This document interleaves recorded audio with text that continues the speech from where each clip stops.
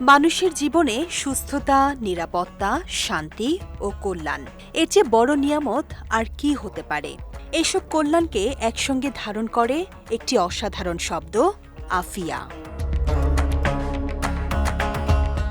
আফিয়া শুধু শারীরিক সুস্থতা নয়, এর মধ্যে রয়েছে রোগ ব্যাধি থেকে মুক্তি, বিপদ আপদ থেকে নিরাপত্তা, ভয় ও অশান্তি থেকে রক্ষা, পাপ ও ফিতনা থেকে বেঁচে থাকা এবং দুনিয়া ও আখিরাতের সামগ্রিক কল্যাণ। মহানবী হজরত মুহাম্মদ সাল্লাল্লাহু আলাইহি ওয়াসাল্লাম বলেছেন, তোমরা আল্লাহর কাছে আফিয়া প্রার্থনা করো, কারণ আফিয়ার চেয়ে উত্তম কিছু কাউকে দেয়া হয়নি।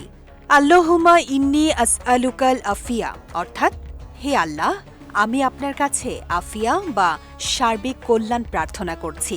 ছোট্ট এই দোয়ায় জীবনের বিশাল এক প্রার্থনা রয়েছে।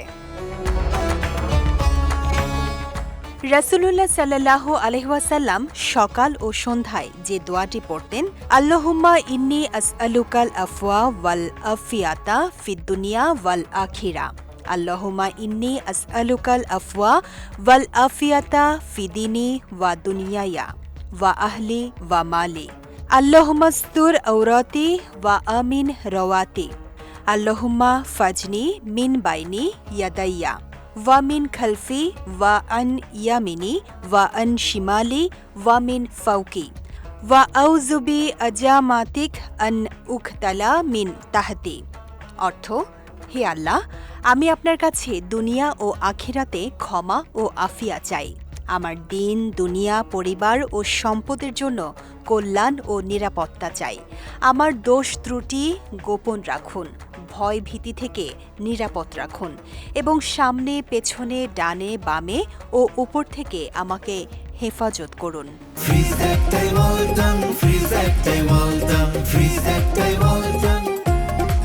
আব্দুল্লাহ ইবনে ওমর রাদিয়াল্লাহু তাআলা আনহু থেকে বর্ণিত, রাসূলুল্লাহ সাল্লাল্লাহু আলাইহি ওয়াসাল্লাম সকাল ও সন্ধ্যায় এই দোয়াটি পড়া কখনো ছাড়তেন না।